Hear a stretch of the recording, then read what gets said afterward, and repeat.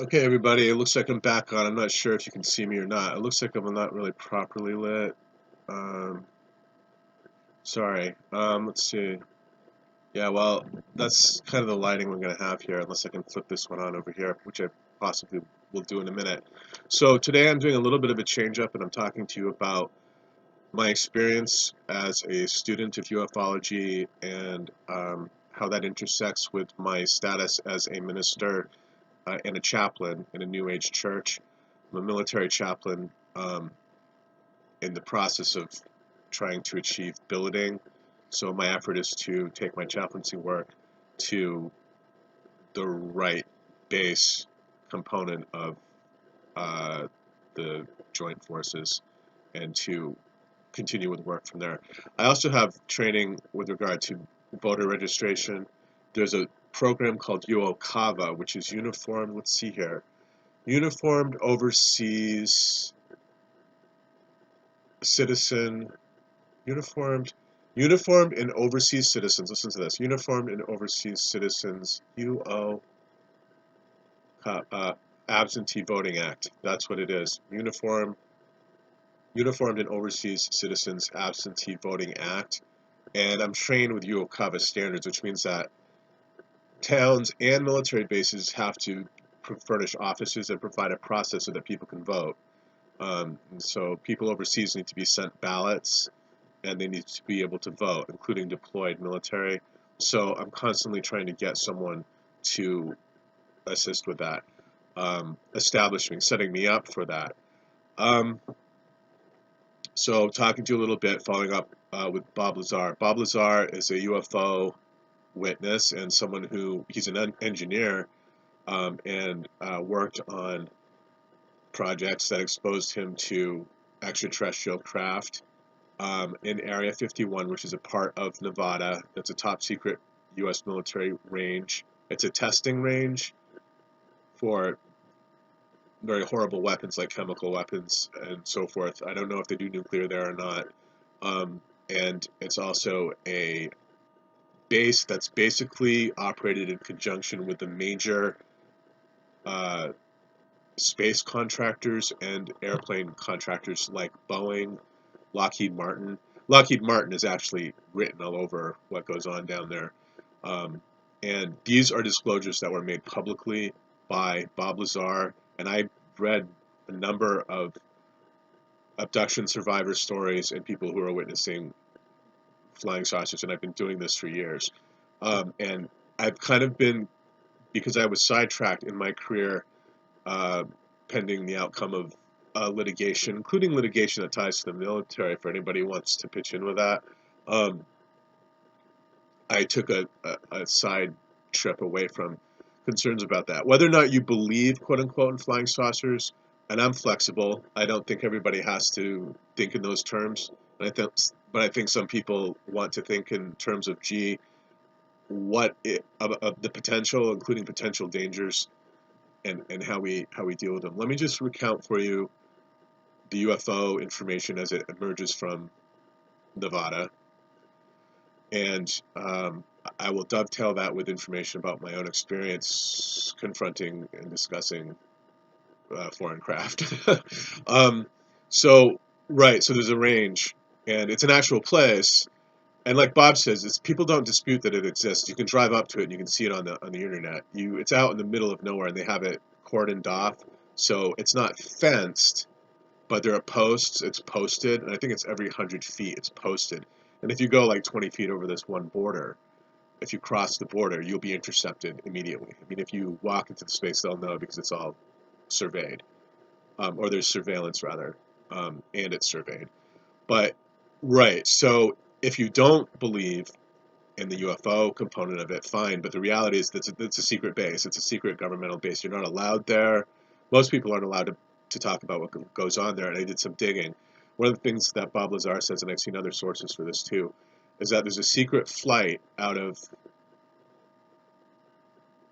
I want to say, North Vegas. It's north of Vegas, and I think it's a little bit north of Las Vegas. It's 80 miles out of. Actually, the area itself begins about 80 miles outside of Las Vegas, so you could drive to it. But you can also fly to it. But there's a flight in the morning that workers take that's entirely top secret. It's not even, they don't even, it's privately operated between the conglomerate, cabal, whatever you want to call it, U.S. military operation, um, interacting with places like the corporations. As I said, it's really largely run by Lockheed Martin, and the other aircraft manufacturers.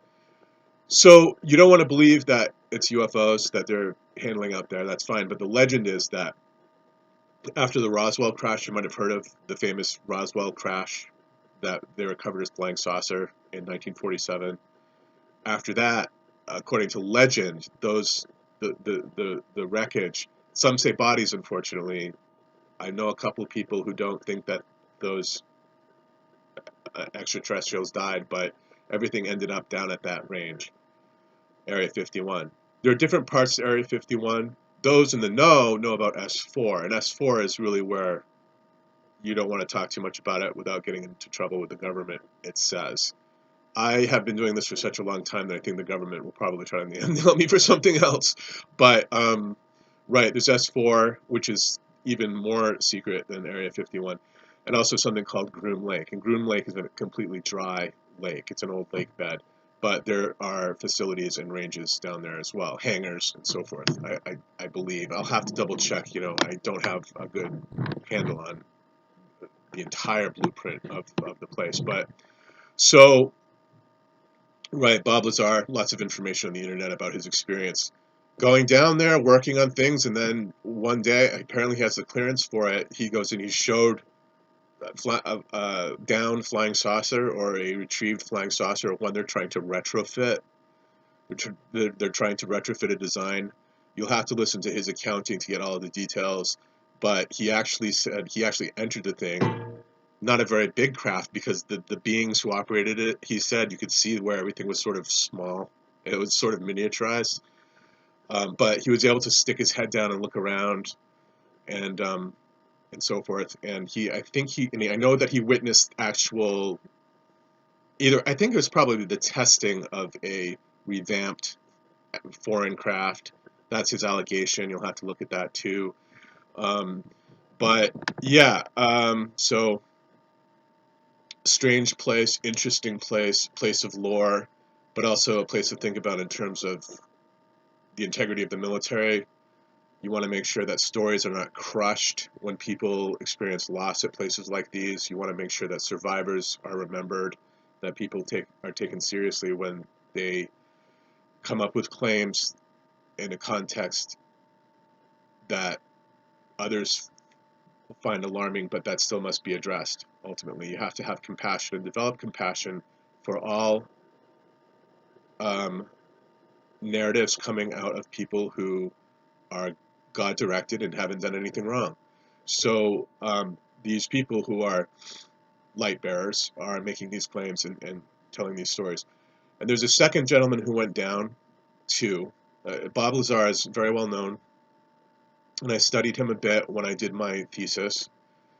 My thesis centered basically around the formation of the CIA, which used to be it used to be called the ISS, back in the day when Julia Child, the famous French chef, was in the ISS, but hers was the precursor to the CIA, the Central Intelligence Agency. No, very few people know that she actually worked at that place. It's interesting. Ina Garten used to work for the Nuclear Regulatory Commission directly in Washington, D.C. So these people have my friends, quote unquote, online, including my chef friends, apparently have those sorts of ties, which is interesting. But my thesis was based on Area 51. Yes, well, actually, it didn't focus on Area 51 as much as it focused on the actual recovery of the Roswell craft, which I can talk to you about in depth because I've studied it for years, as I stated. I'm trying to think. And then there's the other gentleman. Before I get to the crash and the recovery, what I'll tell you about is the other gentleman who went down there, who actually interacted with one of the foreign engines. And he was 17 years old at the time, and he was a whiz kid. And had all these special skills, and somehow he was recruited for, I think it was an internship. I don't remember, and it could have been an early phase of the military. I don't know. But 17 years old at the time when he went down to this place, and he said he saw it there in one of the hangars, and it was a recovered engine that was a extraterrestrial engine. They didn't know how it worked, and I will look at the science and the math and try to interpret it to the extent that I could approach that sort of information safely. But he saw and interacted with one of those in his capacity as a young engineer, and said that it was not from this planet. That when you touched it, when you looked at it, it kind of had like swirling rainbow um, patterns on it, and the metal was unknown. And when he put his hand on it, he said it was odd because the metal became your skin temperature instantaneously. So it could have been cold, it could have been hot. There was no hot and cold to the, you know how your car heats up, you don't want to touch your car, or it's cold, you touch your car, and it's like touching the side of an orange juice, frozen orange juice can.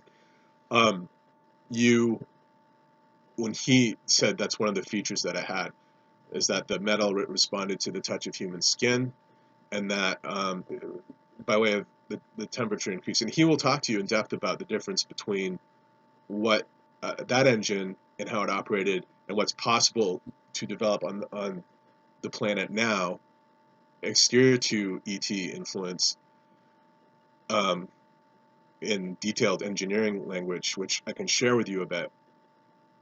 So that's not Bob Lazar, but a second gentleman, and I need to credit him. And I want to look him up right now because I want to make sure that I'm referring to the right people. Um, and I'll talk to you about Travis Walton if you want to hear more about that story too.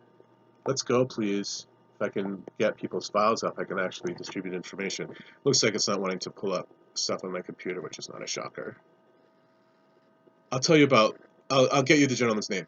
But then the other features to know um, about Area 51 and Roswell. Roswell, when that happened, the government released a report that said immediately, and you can look it up in the papers and find it in the papers, U.S. government Air Force recovers downed saucer. Okay, so this is 1947, and what they did after people started panicking and so forth, kind of like H.G. Wells' War of the Worlds, when Orson Welles did that whole trick on the United States or Britain. I'm not sure where he was doing that, probably around the world, but saying that we were being invaded, and people believed it because he didn't preface the radio show with "This isn't news." He ran it like it was actual news. You can look that up as well. There's a little bit about that on in the Woody Allen movie Radio Days, incidentally. So what they did when this thing crashed, this kid or this guy found it, took some of his nephews down. It was Mac Brazel's farm, um, and that's the name of the guy. He saw the thing, and then allegedly they said they were threatened, and a couple of the different people who have witnessed this firsthand have claimed that they've been threatened by the government, by quote unquote men in black and so forth. Never talk about it. Bob says that they threatened his wife, all of that.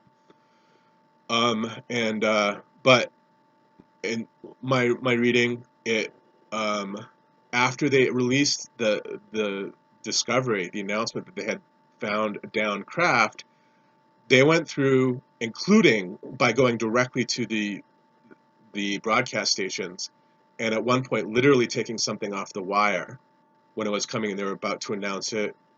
And they were forced, people in the newspapers and the radios were forced to submit retractions that said it was really a weather balloon. There were witnesses to that as well. So there's a famous picture of one of the officers holding up a piece. It looks like a piece of aluminum foil, and it has some strings on it. And he says this is what was actually found, but that doesn't look real either. And you can kind of tell a little bit by the look on his face that he might be thinking the same thing.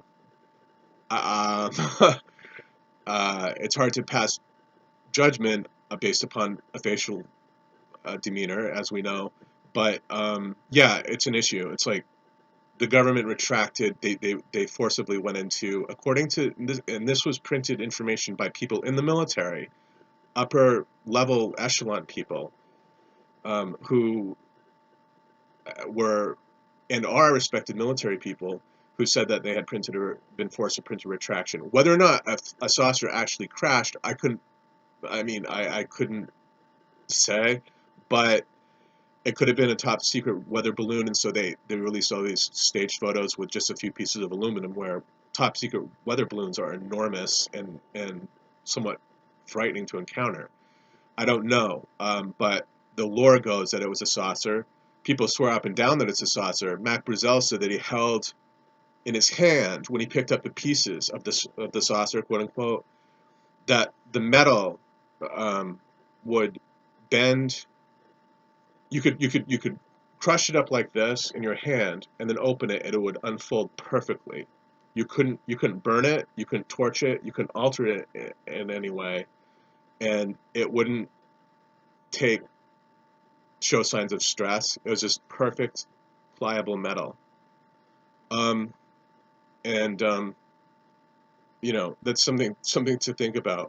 And then there were also pieces of, they looked like hieroglyphics. They weren't sure, but on some of the accountings, the Brazils said that, yeah, there were pieces of structure that they had brought back home with them that were eventually, I think that they were confiscated by the military, um, that had some sort of writing or encryption on it as well. So that's that. But those remnants, I think that they were taken to Fort Worth first, and then they were the wreckage. It went through, like, I think Dulles, Fort Worth, before actually ending up in. So it went to Texas before actually ending up parked in Nevada. That's what I understand. Um, so right. So I read. I understand that information, and I've taken a look at it for quite a long time. Travis Walton was abducted in November 1975 while logging with a crew in Arizona, Snowflake, Arizona, and that's a famous case. There are famous cases. Some cases, sure, there are thousands of people worldwide who say that they've been abducted, um, for different reasons. I think that some people tell stories, some people tell the truth, and some people probably are existing in some sort of liminal reality, and I think you have to respect that as well. And you have to hear people out. But there are famous cases, and then there are sort of everyday cases. And the famous cases include Travis Walton. I would say the Betty Ann Andreessen case. Her last name is also Luca. One is a maiden name. Um, and then there's a couple. Betty and Barney Hill were abducted. I actually studied them because their transcripts were so interesting. Um, they were from New Hampshire. They had gone to Canada, and they, on returning, they woke up the next day in their home and realized that their clocks had stopped, their watches had stopped, and that they couldn't remember the ride home. And it was only until, or 2 hours from the ride home, and they had the same story. They independently told the same story in two different sessions, memory recovery sessions. I think that's the story, because I think the allegation was that their memories had been altered as part of the abduction process, where they came in, separated them. She said, Betty Hill said that they didn't look like little green men.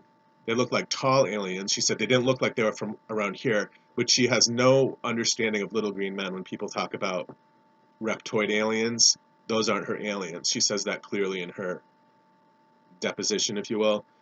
And so that's interesting. They were the size of men, and she said they did physicals on both of them separately. This is what she said, in two separate rooms.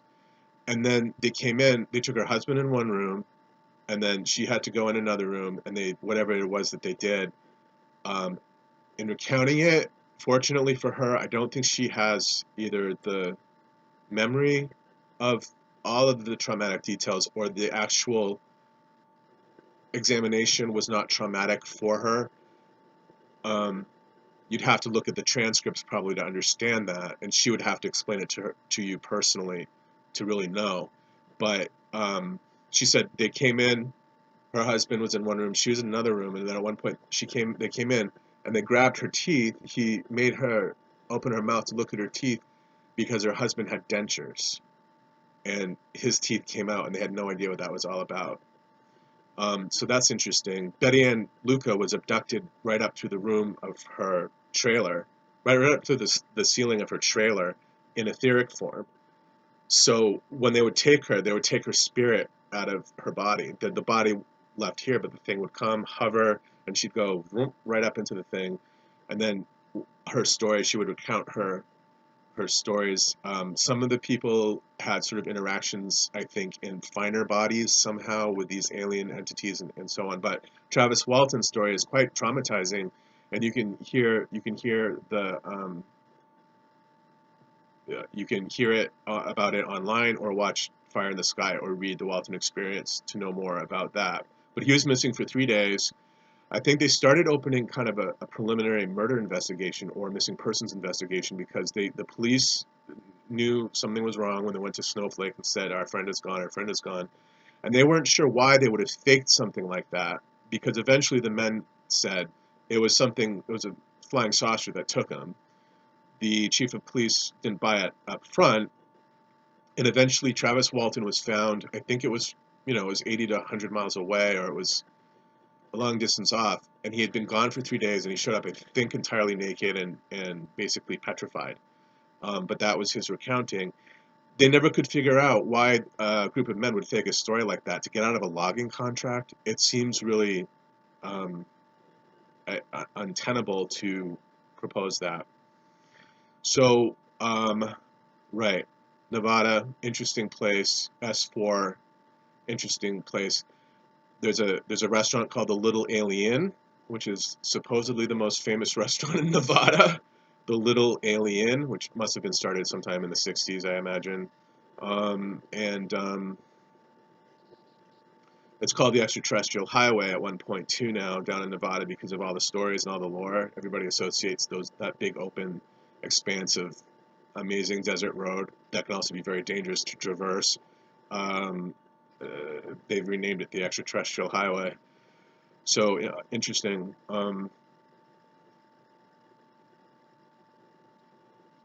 Yeah, I'd say I have references to the people who wrote that book making that disclosure about the government coming in.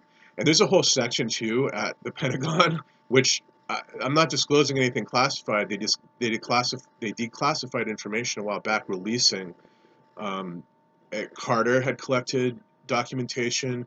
Project Blue Book had been an effort to chronicle as many citizen reported and police reported military um, accounts and witnessing as possible. They ended up closing that eventually, but there have been several projects.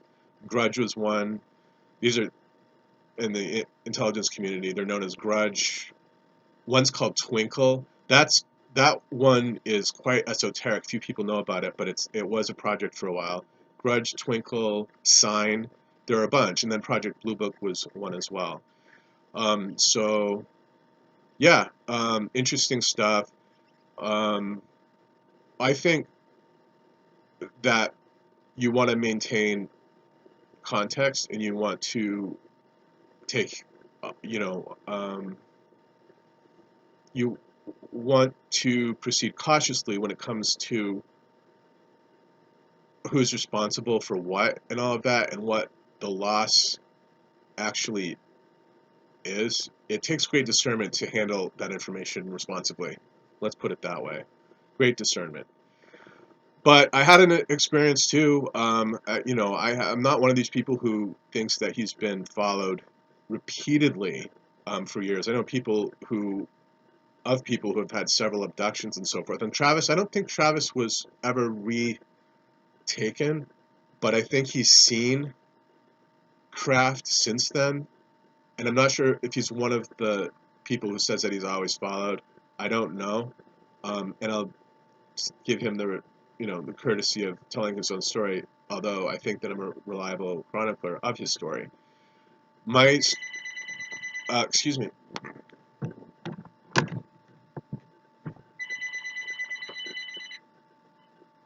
Hello?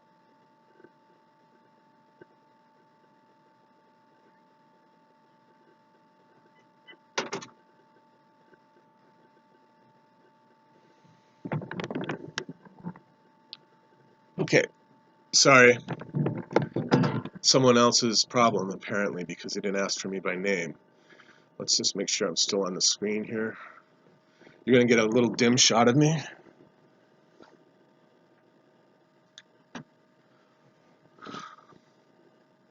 Okay, well, so my story.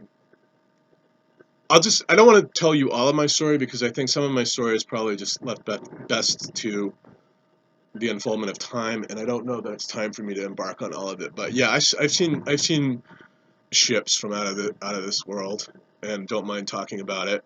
I don't want it to be a deathbed confession. I think that people should understand it for what it is or what it purports to be.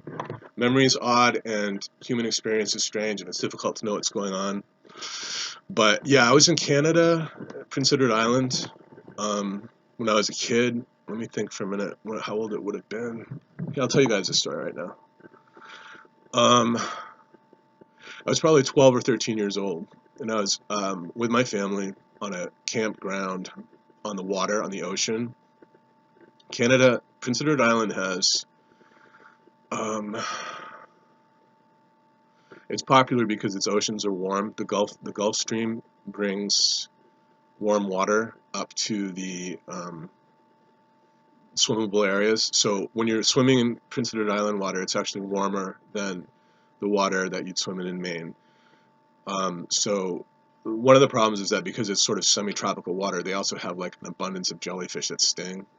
So you want to be a little bit careful because there are tides where the jellyfish will come in and out. And if you're surfing, if you're body surfing or whatever coming in, you've got to be super careful. Um, and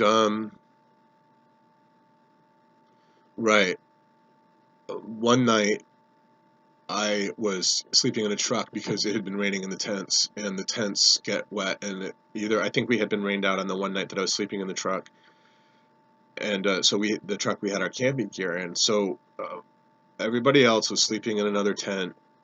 I was in a truck asleep on the beach, Prince Edward Island, Cavendish Beach. Wait, at the time it was called Penderosa Beach, but that family sold it, and but the beach itself was, I think it's part of what is known as Cavendish Beach that goes on for a number of miles.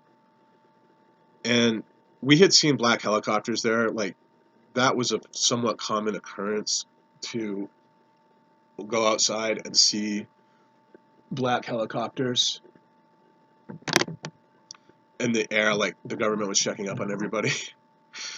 And I never thought about it, except I knew in the back of my head black helicopters from having watched Project Blue Book from my family's association, which was basically an underground military association in Maine. Nobody really talked about it, but everybody there was involved in veterans affairs to one degree or another. I don't happen to think that those departments were upstanding at the time. I don't blame all of the families involved in that association, but it was basically a military outfit for sort of the quasi-military elite in Maine. In any event, I used to watch Project Blue Book from the television in one of those cottages in Maine. So I knew about black helicopters. So when I went up to Canada when I was younger, and when I checked it out, as I would go running on the beach, get my snack in the morning, and then go running on the beach. Well, yeah, black helicopters all over the place up there. So one night, so I got rained out and all of this, and I was by awakened by a no sound, just woke up. And as a matter of fact, what had happened at some point was I had been awake, and then I started falling asleep really quickly, but it was like I don't think I woke up to see it.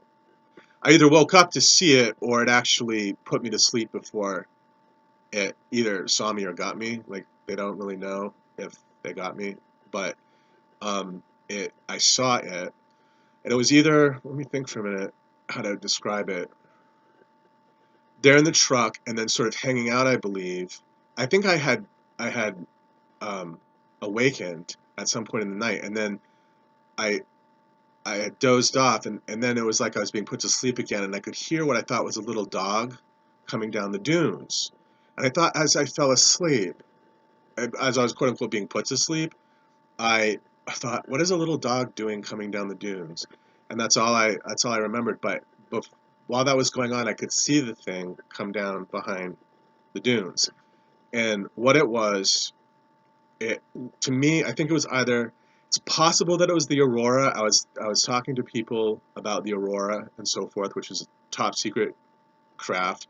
Recently, the classification level changed on that project. But there've been a number of top secret military craft that you're not supposed to talk about that that hang out down at Area 51, and God knows where else in America and Canada. Some people think that some of those are retrofitted extraterrestrial designs, so they include pieces of alien technology or or they're based on alien technology that was once in the possession of the U.S. government. Some people think that. I don't know that mine was extraterrestrial necessarily, but it was entirely it was cloakable, which we don't really have that technology. We don't discuss it, right? If you see sometimes on Star Trek, they'll do cloaking on Star Trek, and Star Trek when you go and you fight in your spaceship and so forth, you have shielding, so shields up when you're getting beaten by the Klingons. But there's also something called cloaking, and a cloaking device is when a spacecraft can be in the air or whatever is in the air or on the water and not be seen, and we don't really possess that technology in this realm on the planet unless it's extraterrestrial. So this thing that I saw could cloak, which is why I've always just thought that it's an extraterrestrial craft. But as I stated, it could be a hybrid craft, but it could cloak. And it was a shape of a triangle with rounded edges. And I've seen the exact one on Top Secret UFO Files. There's a show called Top Secret UFO Files that actually contains Top Secret UFO Files. So sometimes I was trying to tell this to people the other day. People are giving me a hard time. You, yeah, some of the you can get compilations online of what people are sending in. There are hundreds of them. I saw a UFO, so I shot it. I shot a UFO, and here it is. And you can tell that's a fake. Or some of them, you're like, like that really, I don't really know what that is. It doesn't look like a bird. It doesn't look like a plane, etc., etc. And then there's some good fakes out there in the world, or there are trends at trying to expose certain kind of phenomena as UFOs, like swamp gas, which is interesting to look at. And if you looked at swamp gas, you wouldn't really know what it is, like will o' the wisps over the bogs and Ireland and England at night. They're rolling balls of fire, which look like UFOs. But mine was not a rolling ball of fire. Mine was not an ordinary aircraft at all. It was a cloaked aircraft. And it was triangular shaped. It had rounded edges.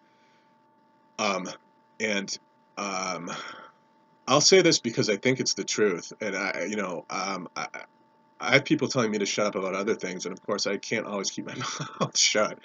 But they labeled it using my name after they read about it, and they never told me about it. The government didn't tell me about it, but in the annals, it's called a TR3B, and it's an encryption of my last name and the first letter of my birth name, TR Turner 3. I'm not sure what the 3 means.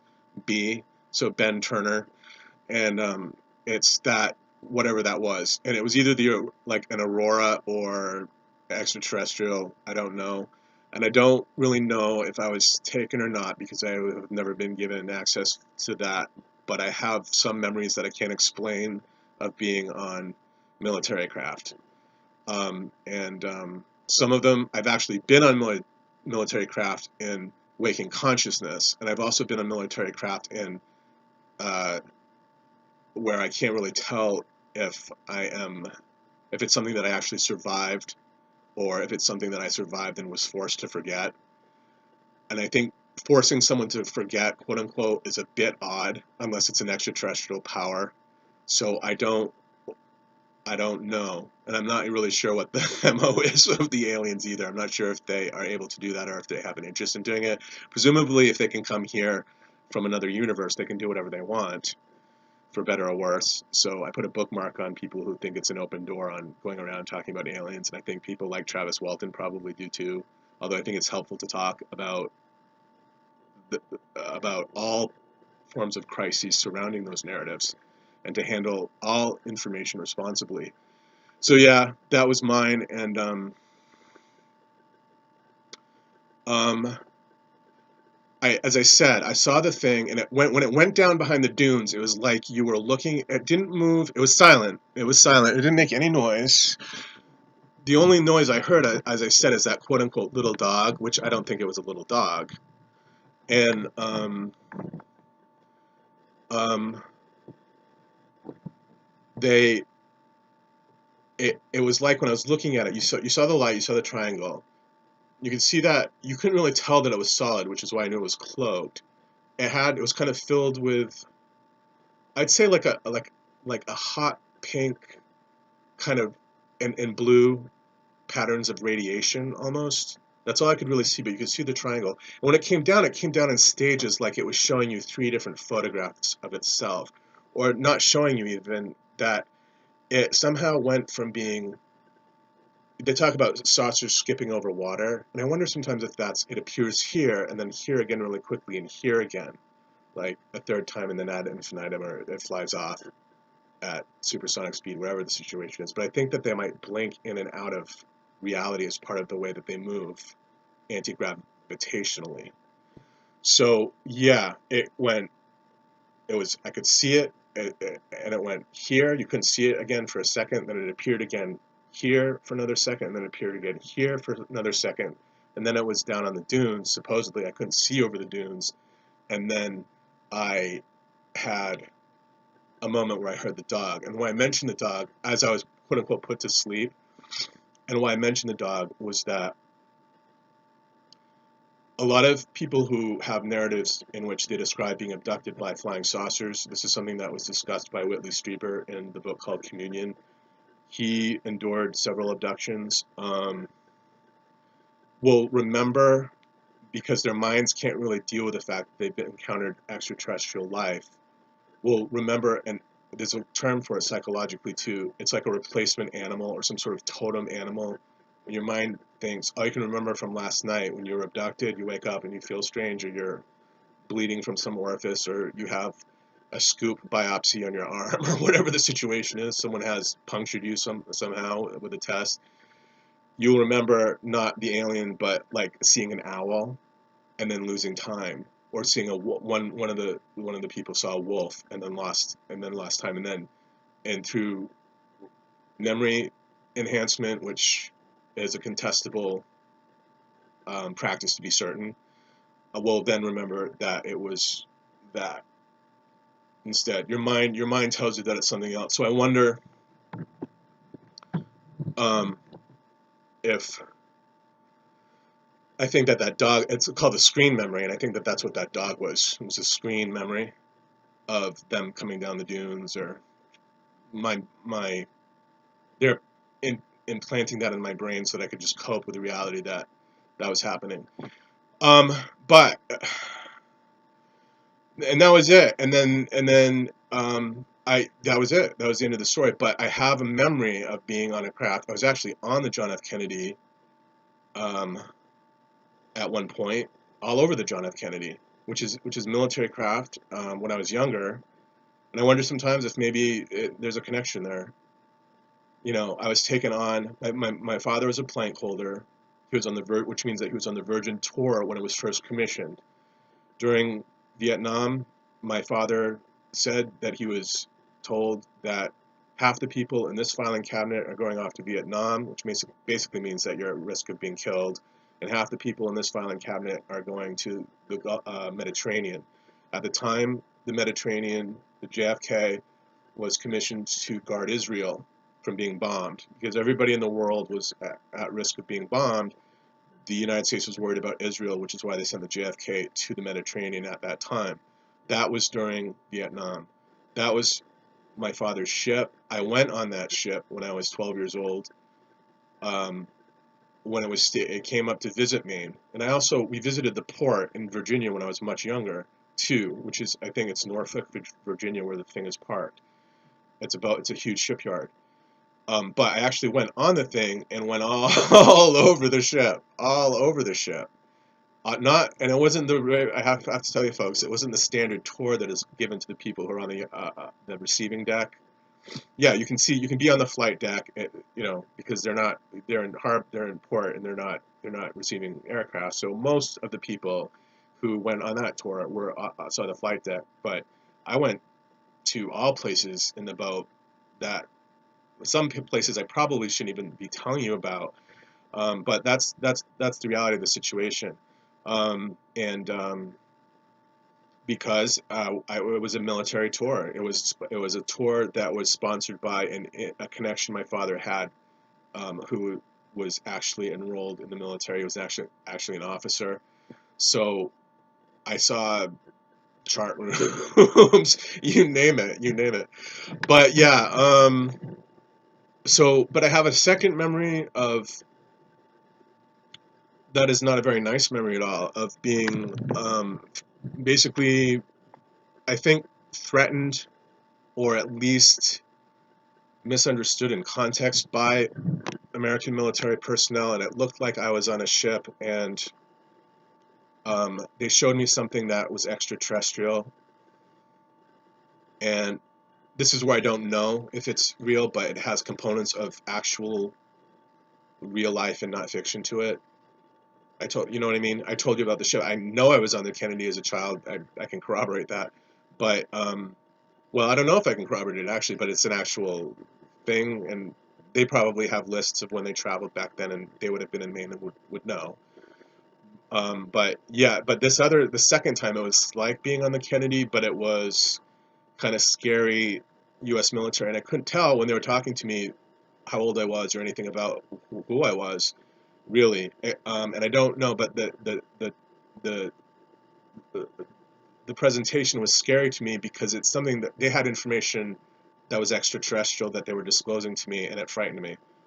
Um, and As they were showing it to me, it's like they didn't care that I would be affected by it or fearful, because I wouldn't remember it, and nobody would believe me if I did remember it.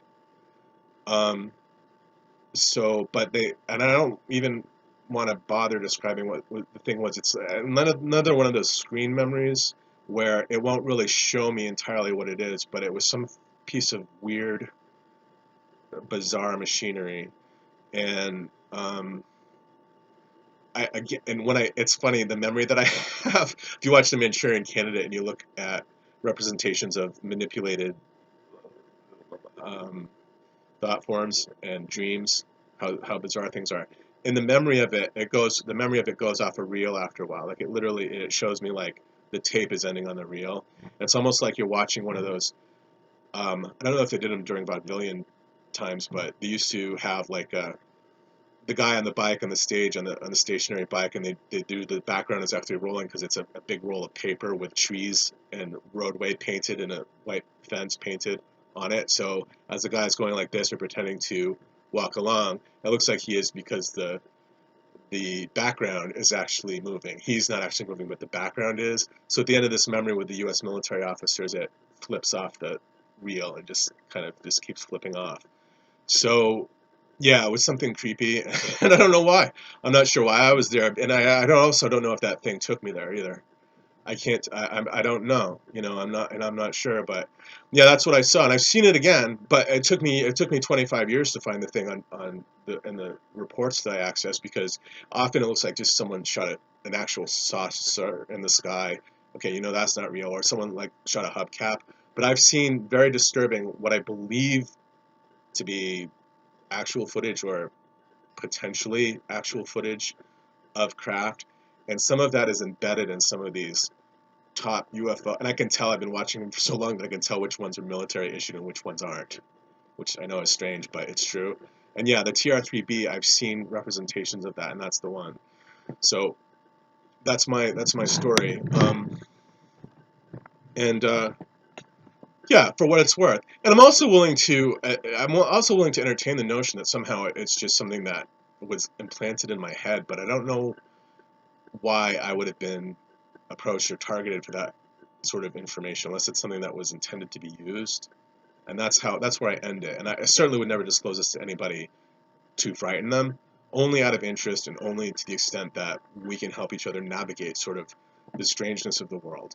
But there are all sorts of strange things happening in the world that ought to be checked out by the U.S. government. For instance, this whole thing with this post they found, an otherworldly metal post they found out in the middle of the desert. In the middle of the desert. It's not even by a town. You'd have to go so far out of your way. You have to drive, I think it's even hundreds of miles out of your way to get to this place. So it's not exactly a tourist destination because you can't get to the place. But they actually found, through aerial reconnaissance, a post. And it's this thing like 2001: A Space Odyssey at the beginning when the monolith is there and all the Neanderthals are dancing and acting nuts because there's something otherworldly there that is really the dawn, I think, of civilization or technology rather, and they don't understand what it is because this is this imposing monolith that is in the ground. It looks like that. It doesn't look like that actually, but it's the same principle. It's out in the middle of nowhere by a bunch of cliffs that look like sandstone cliffs, and it's just this metal post that's 12 feet tall, entirely shiny, looks like steel. I don't know what it's made out of. Some sort of alloy, and I have yet to unearth, but it's there, and I have photographs of people going out to check it out too. So the military was sent out there already.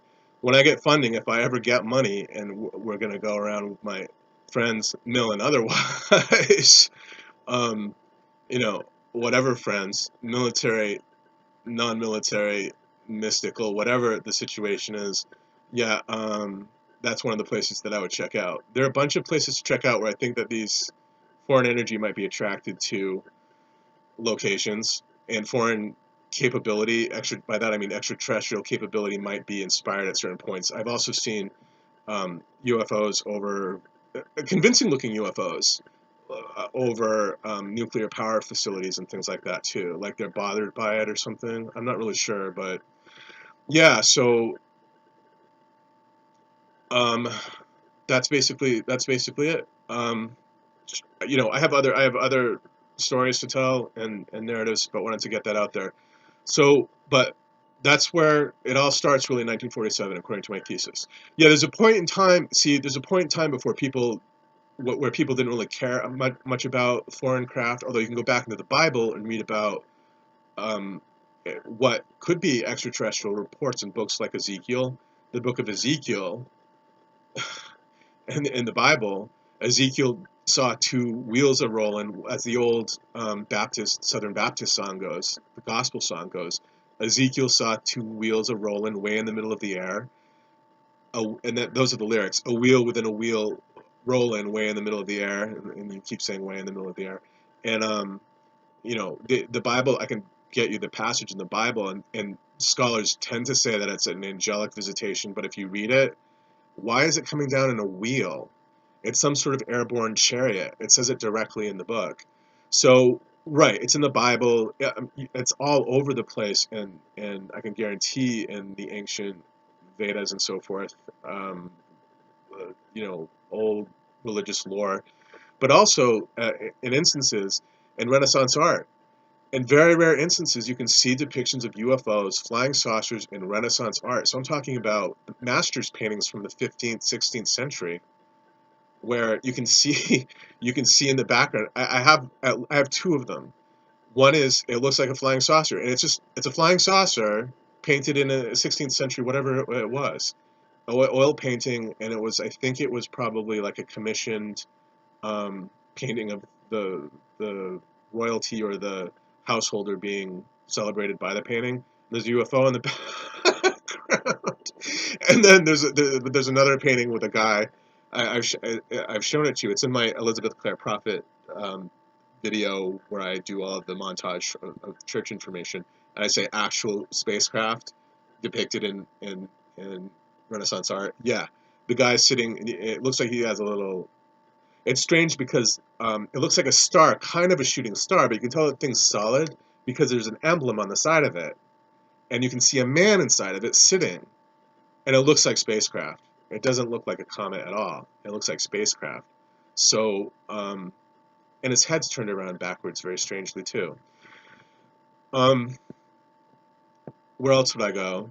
Basically, the ranges are really interesting, but you don't want to get into trouble with anybody out there. That's what they say, at least, although presumably there's a nice way of working together to just take a look at it in, I don't want to say casual capacity, because I think nothing is casual when you're talking about weaponry, but I think it's awful to intimidate people. So there has to be an equilibrium. But there are interesting bases out there, and it's not only Area 51 that is involved with the secret airline that I told you about, which is alarming to me, um, because it makes me feel that the government is doing something off of people's radar in a way that is not entirely appropriate. Um, but there are other bases, like I said, Fort Worth has received alien equipment, and then the place with which I would like to work is we call it Wright Pat in the military, Wright Patterson in Ohio, because that's the actual storehouse now. That's where it is. I'm not sure if they keep just the reports or allegedly they keep boxes.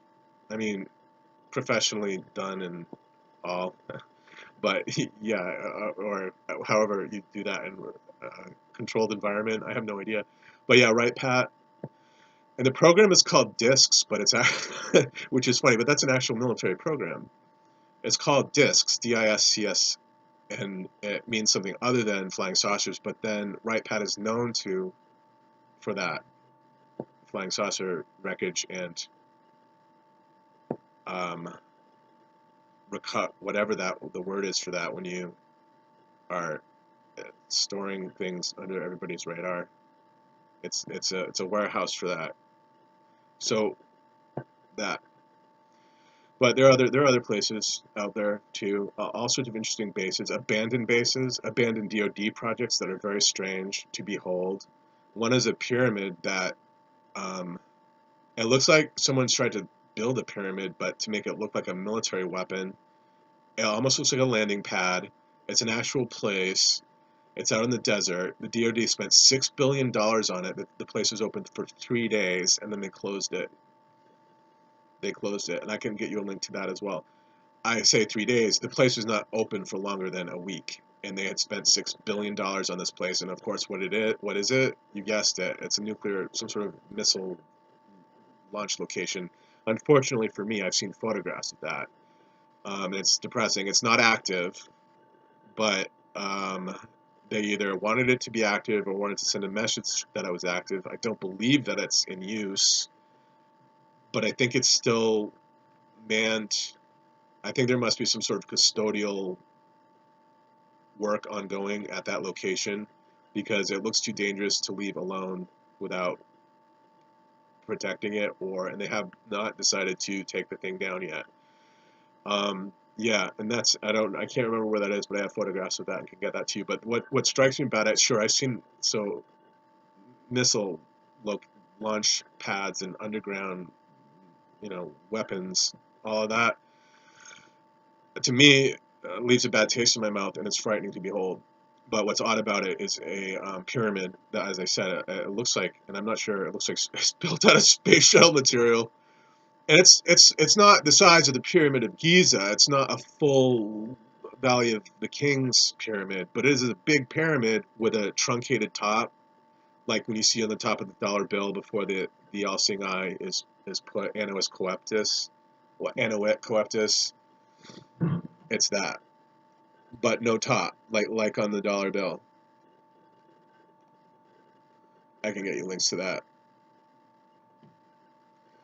So moving ahead, I'm not sure how to move ahead.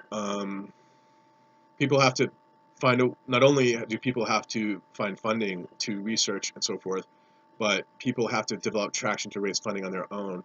So I'm a little bit hamstrung, if that's the word, and meaning that it's hard for me to really proceed in any direction under these circumstances, which I hope funding somehow is pushed my way, and we'll see what happens. But um, yeah, those are important issues and interesting topics, and they need to be handled respectfully as well. Let me see if I can come up with a little bit of information for you really quickly.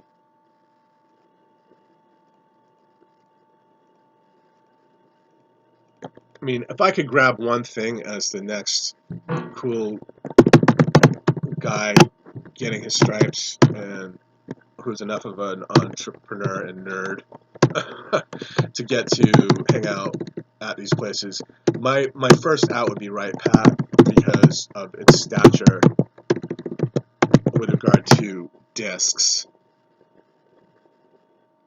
Disney tickets, exactly. So what's this? Defense Institute of Security Cooperation Studies, okay? And basically, I do that now because I want to call this a DoD school, and I'm in a DoD school right now. Um, for the Consolidated Professional Education of Personnel involved in security assistance management, that's what they call it, SAM. DISCS is located at Wright Pat Air Force Base. It provides an array of resident and non-resident instruction for both USG and foreign government military and civilian personnel, as well as for defense contractor and industry personnel. But it's Defense Institute Security Cooperation Studies, and that is at Wright Pat. DISCS, DISCS. And this is directly from the military. This is public information. Let's see. White Sands is another location that pops into my brain all the time, like I'm being led down the Piggly Wiggly path in Close Encounters of the Third Kind, where everybody's getting the information about in their brains, like because the aliens are communicating that they're coming in advance, and so people are getting images of Devil's Tower and not knowing why they keep seeing a tower in their brain.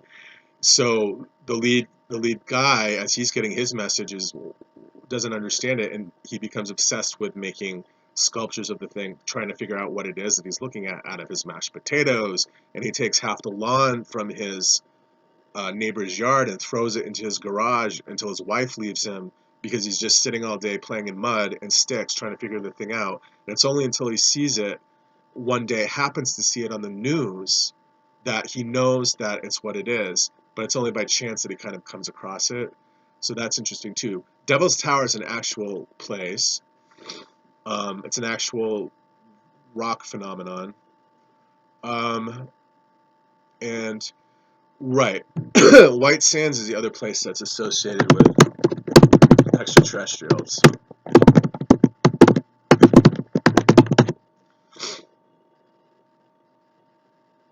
There's an incident, White Sands incident, how extraterrestrial telepathy works. That's something to take a look at. It's called the White Sands incident. You can buy it on Amazon.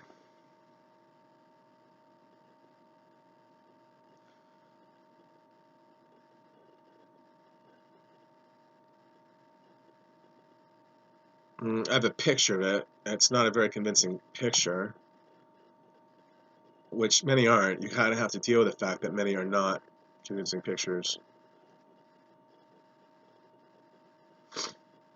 Hmm. Yeah, you really can't tell out of context entirely. They want to say crash too. That's correct. There's a second crash that isn't discussed with as much frequency, and it's White Sands, New Mexico. Oh, the other thing, there have been a couple celebrities who have seen. Um, there have been celebrities that have reported seeing craft, and I'll tell you a Jackie Gleason story too. Um, Jimmy Carter saw one, and it's reported, and it's in the public system that he saw a UFO. He openly admitted to it. I'm trying to think of who else, but one, Jackie Gleason, was taken by someone. I think it was during the Nixon administration. He hooked up with someone. They had a bunch of. This guy had made this confession to him about stuff that had been going on one of the bases. I can find it for you. He told this story. He the guy said, "You have to have some scotch. We have to figure out this thing. What's going on, Bob?" Whatever the guy's name was, Jackie Gleason said, and all this stuff about stuff that was going on at one of the bases. So he's like, "I can get in there." Jackie Gleason said, "Okay, let's go check it out." They go to check it out, and Jackie Gleason said he was taken into a room on a military base, or in a hangar. I'm not really sure what the environment was, but you could see what he said they looked like refrigeration units on the floors. I think there were 6 of them. Cases, whatever they were. I think cases with glass lids, and that there was some sort of controlled environment within those cases. And he thought at first that he didn't know what he was looking at first because he thought they were kids. He said that he thought they were kids because they were small. And then he got closer and he could see that they weren't children. And I'm not sure if I don't know if he was told by his friend, his associate. I don't recall whether or not that was a morgue or whether or not they were in some sort of stasis, biological stasis. I couldn't answer that question for you. But right, and that's part of the lore as well. That's in like the if you when you dig and I get excited. People know about White Sands. Like it's the mini Roswell. And there's one in Russia too. It's like they don't really talk about the crash in Russia very much either. Roswell one tends to stand out, but people don't know the details. And I know about the tape being yanked off the wire.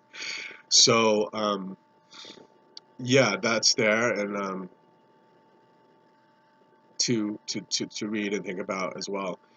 But yeah, it can be a frightening world or a not frightening world. My experience has been that most of what's frightening about the world doesn't come from outer space, but the proposal that entities come from outer space can be frightening, and the notion that the government would manipulate people is also frightening and something to monitor and think about because ethics have to come into play at a certain point. It's required. If you have a system that is too secretive, that is not directed by ethics, then you're in a lot of trouble because there's enough pain in the world to support all of the military being properly oriented. When all of the military is properly oriented, inclusive, employing people the right way, paying people the right way, not threatening people. If you want to be involved in my classified project, please keep your mouth shut to the extent that you and I agree that it's appropriate to do so. I would never ask you to surrender your personal freedom or privacy. I also would never disclose to you information that I didn't think uh, that that is not to be redisclosed under certain circumstances because I'll just keep my mouth shut if I want to keep a secret. So secrets, not necessarily cool, big remote governmental projects that could possibly house extraterrestrial craft, possibly cool, but shouldn't necessarily be kept a total secret. So um, I don't know, and I think that you can manage information in a way in which only the light bearers are involved in the top tier information coming out of Lockheed Martin, and not our enemies, not people trying to kill us, hurt us, hunt us down, all of that. But you have to have a functioning military where everybody is involved and where all forms of specialty are properly integrated. Mine happen to be animal and human rights, so I care about animals. I care about halfway animals too, like Nephilim from outer space, who maybe not come here because maybe you won't like it here. And that is part of my mission. In fact, like as someone, possibly stay away because we would treat you badly if you came here, brought your 20 friends here, um, uh, and wanted to set up shop. You'd be disappointed if you thought you were going to get a fair shake in a world in which Travis Martin still Trayvon Martin still occurs, and in a world in which the Supreme Court is the way that it is, and in a world in which we still have death row, in a world in which we're told that we're going to be blown up by the bomb, maybe the aliens shouldn't be here. Sure, there's speculation that they come here to protect people, or they come here to monitor the planet when things get to be too out of bounds. But my competing theory is that possibly things are too out of bounds for them to come here in the first place because of how horribly they would be treated if they came here and survived. And there is a report of surviving extraterrestrials, and I won't get into that right now. Um, I worry about any extraterrestrial being that lived, that lived in S4 for however many years he or she survived. That makes me sad to think about. So I hope that any being, whether or not you're a human being or from another realm, is treated properly by the military under all circumstances, which is why, as part of my revamped career path, I would like to focus on ethics when it comes to how we're dealing with all of that information. So, yeah, the Russia one, I can get to that to you as well. I think I'm gonna post this just so that we can share information and start the dialogue going. I appreciate your taking the time, and I hope that you are interested in my work. And if you are not interested in having this conversation or participating in it, there are other opportunities within church. And so I'm not really getting to the church employment quickly enough, and I have to figure out who's going to pay for what and what it is that I have to do to understand this whole Groom Lake problem, and also to understand the issue with Church Universal and Triumphant. And there are ties between those two issues. Okay, this is it. Namaste, and thanks for listening to my information. Again, my name is Benjamin Turner. I'm a military chaplain in between billeting. I'm in the process of being hired by the military, but there's a lot of red tape. If you are a lawyer or an individual investor or someone with a stake in maybe military bases or some of the legal actions that have been filed with which I'm associated, definitely come forward and we can figure out a way to push everything forward, because there's a lot of entropy in the military and it's not really unfolding very quickly. But we pray together and we try to maintain similar forms of relating, and we retrench our information so that we can be on the same page.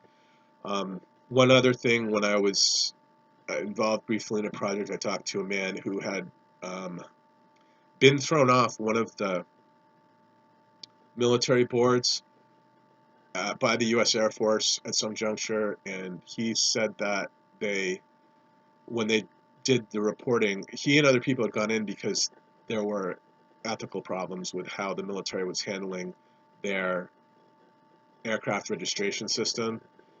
And what I discovered was that this group of people with whom I'm affiliated interfered when they heard reports of, they called it anti-gravity spacecraft. And a friend of mine who's in the military asked me, where would we start in, not an expose, but a private investigation that would lead to your employment at Right Pat, or through whatever component of the military is now dealing with this whole topic. I said that's a great place to start, because we don't have, there's no such thing as anti-gravity aircraft. If you have anti-gravity aircraft, reports of it in an unauthorized area, you're breaking all sorts of laws. You're breaking U.S. military law, or that craft is breaking U.S. military law, and it has to be reported in any event. But that preliminary stage of the investigation was initiated because someone had reported within the military the presence of, on this particular forbidden air zone, in that air zone, forbidden air zone, the presence of anti-gravity. And I think it said, I don't think it said spacecraft. I think it said anti-gravity aircraft, which don't exist. There's spacecraft if they're anti-gravity aircraft, because we don't have that sort of technology. Anti-gravity is when you can just move at whatever speed you want, like when you see a flying saucer, it moves vertically, it moves diagonally. No plane or helicopter in existence does that. They don't move that way. Anti-gravity is, and also the propulsion system is entirely different. At that point, we're getting into dealing with Bob Lazar and my other guy. Let me tell you his name really quickly, because he's super interesting.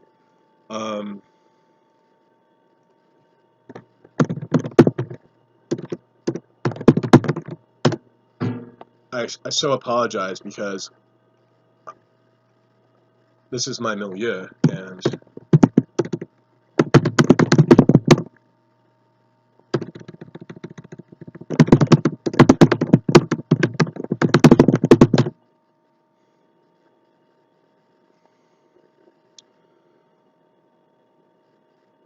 you can get top 10 most famous UFO witnesses.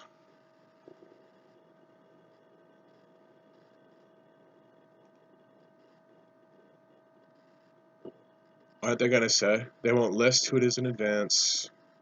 Bob Lazar is basically at the top of most of them. What are they going to do? Take him down so I can't see? I know because he's the guy who saw the engine. It's just the name I don't have.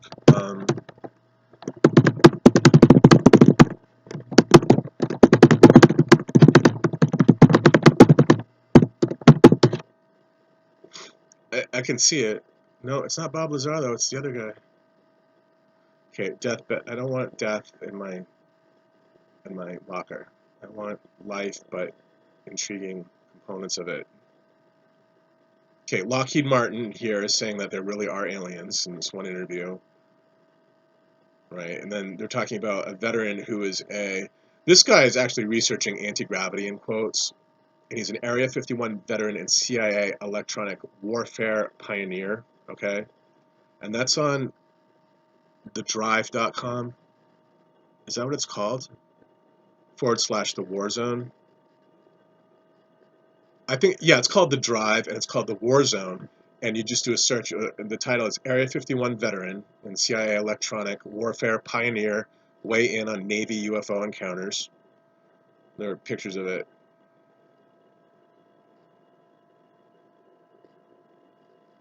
The writer is Tim McMillan.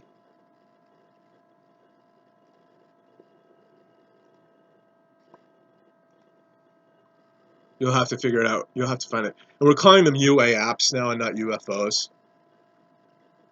That's true. Someone was laughing about it. They're called UAPs now. The military, that's what we call them in the Air Force.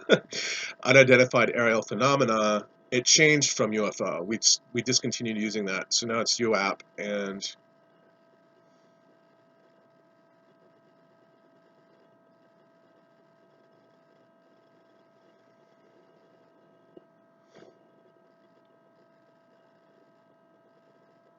okay, high range tracking.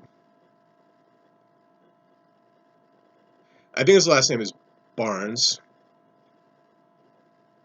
And actually, right, Project Oxcart. There's spy planes too. You know, when they want to keep people out of places, they say, "Well, you can't because it's foreign and all of that." It's Lockheed. One argument, perfectly viable, unless you don't want to discount the stories of Bob Lazar. And I think it's important not to call people liars. You know what I mean? But one conceivable reality is that it's mostly spycraft. And my addition to that, when they take people out into Area 51 by way of secret flights and a secret airline and all of that, and they go out, military people and engineers and stuff secretly go out, that they're really working on top secret military governmental projects.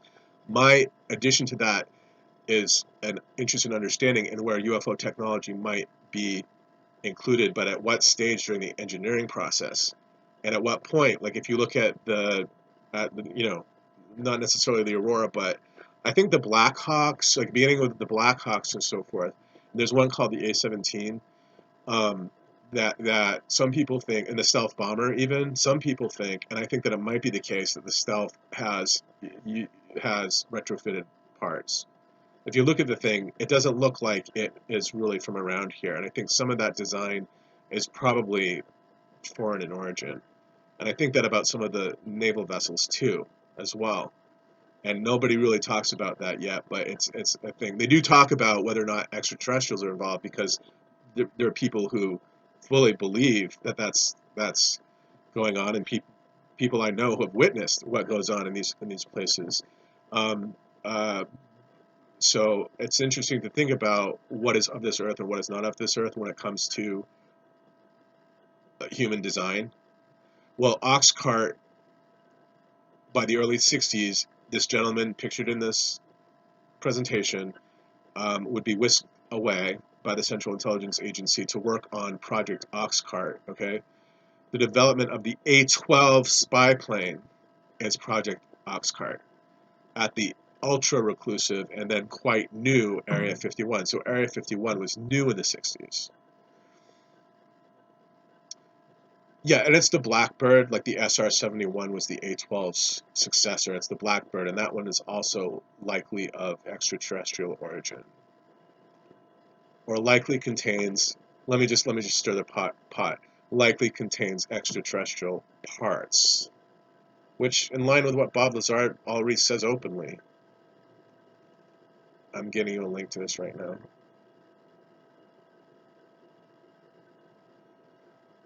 When I click, if a document could open without trying to brain me to death, that would be amazing. Okay, and then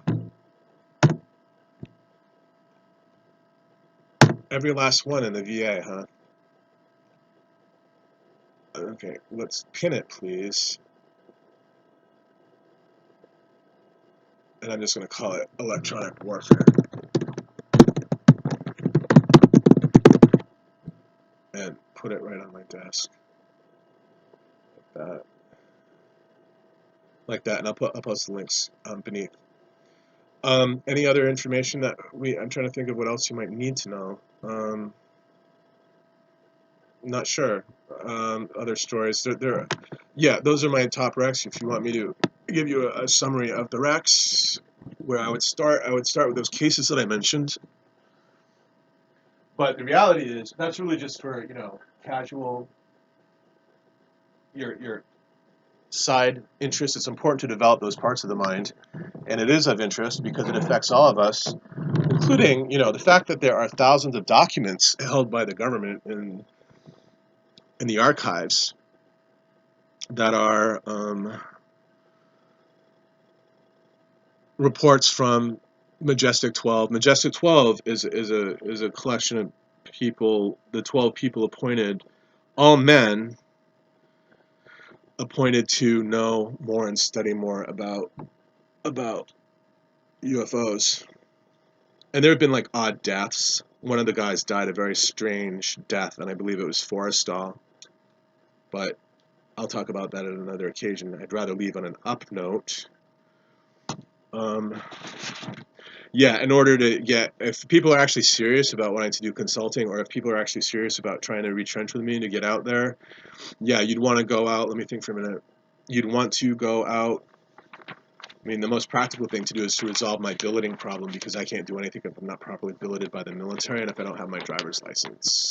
So those are the places where I would start if people were serious about wanting to do this. For reconnaissance purposes, also, the Pentagon mandated that this be funded. And that's not something that I'm making up. I can find, sources for you on the internet that say that there's all this funding for reconnaissance programs, including the study of UAPs. And it says that specifically in there. There's money for UAPs to deal with those phenomena. All right, I'll talk to you later. Take care. God bless. And be in touch with me if you're interested in this topic. I appreciate it. Find me on social media. My name is Benjamin Turner. Military chaplain and UAP witness. Thanks a lot for listening to my information. Peace.